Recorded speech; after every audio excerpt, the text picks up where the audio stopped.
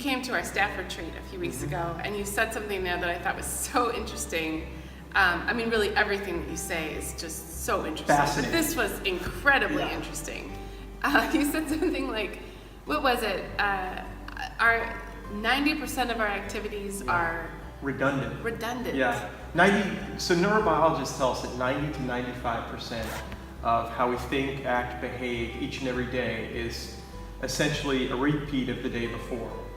That our brains have these neural grooves. We've been sort of neurally wired in particular ways to live out our lives predictably.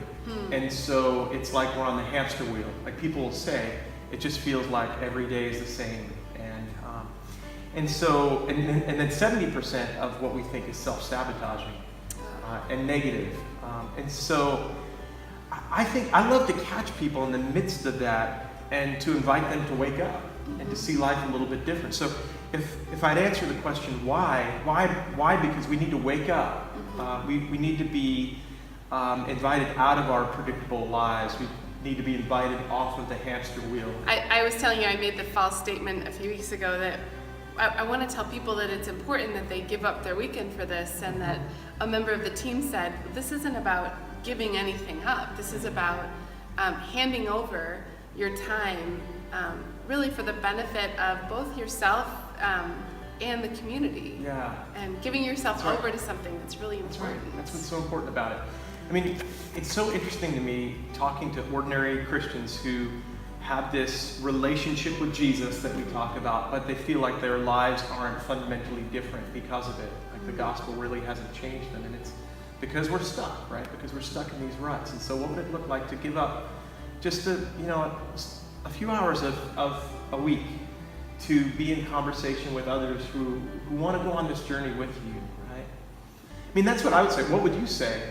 I mean, you're a pastor here. How would you answer that question that you posed to me? Why do you want your people to come to this? Yeah, I hope that people come because I think one of the most fundamental questions that you ask in this book is, where are you?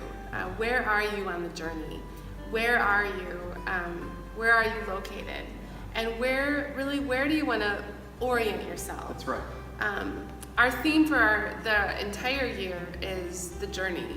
And it's a journey through Scripture. We'll start in Genesis on September 13 and walk all the way through the story of Scripture. But it's also about locating ourselves on this journey and naming some things that perhaps we didn't know, naming some things that are enslaving us that we did not know about. And then maybe not saying that by Saturday at 2:30 we'll be at the promised land.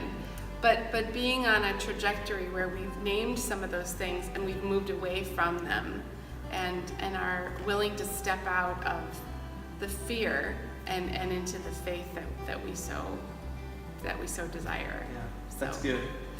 That's good. Maybe you should lead the retreat. Yeah, I don't think so. I'm really glad that I'm not.